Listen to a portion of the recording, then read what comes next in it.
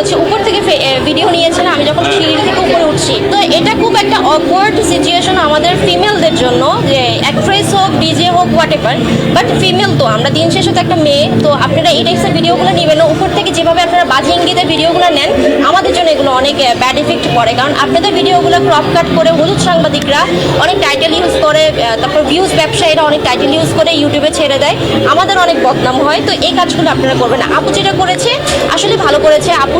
আপুর জায়গায় যদি আমি থাকতাম, আমি যদি দেখতাম, আমিও সেম আমি অফ করতে বলতাম, কারণ এই জিনিসটা আসলে আমাদের জন্য ভালো না। সেটা হচ্ছে 31-এ সব থেকে বেশি পেমেন্ট নিয়ে থাকে 1,20,000 বা 1.5 লাখ। আর দেশের বাইরে যেটা করেছিলাম সেটা দুবাইতেই একটা শো করেছিলাম আমি। ওটা হচ্ছে আমি জাস্ট 2 দিনে 3 ঘন্টা 6 ঘন্টা প্লে করে 5.5 লক্ষ টাকা পেমেন্ট নিয়েছিলাম। আসলে যেহেতু 8 বছর ধরে কাজ করছি প্রফেশনাল ডিজে হিসেবে, তো এটাতে আমি কাজ করবো, এটা তো আমি ছেড়ে দিব না। এটার পাশাপাশি যেটা করি আমি প্রমোশনের কাজ করি, এটা আমি 2020 থেকে করি। যখন লকডাউন হয়ে বাংলাদেশে প্রথম হলো করোনাতে, তখন থেকে আমি প্রমোশনের কাজ করি। আমার ছোটোখাটো একটা অনলাইন বিজনেস আছে, সেটা থেকে আমার হচ্ছে এটার পথ শুরু। তো আমি তো ওইগুলো কাজ করি আগে থেকে, এটা আমার জন্য নতুন কিছু না। এখন দেখা যাচ্ছে কাজের প্রেশারটা একটু বেশি, এখন মানুষ চিনে, আমাকে পরিচিত হয়েছি, মানুষ ডাকে, আমার একটা ফেস ভ্যালু আছে।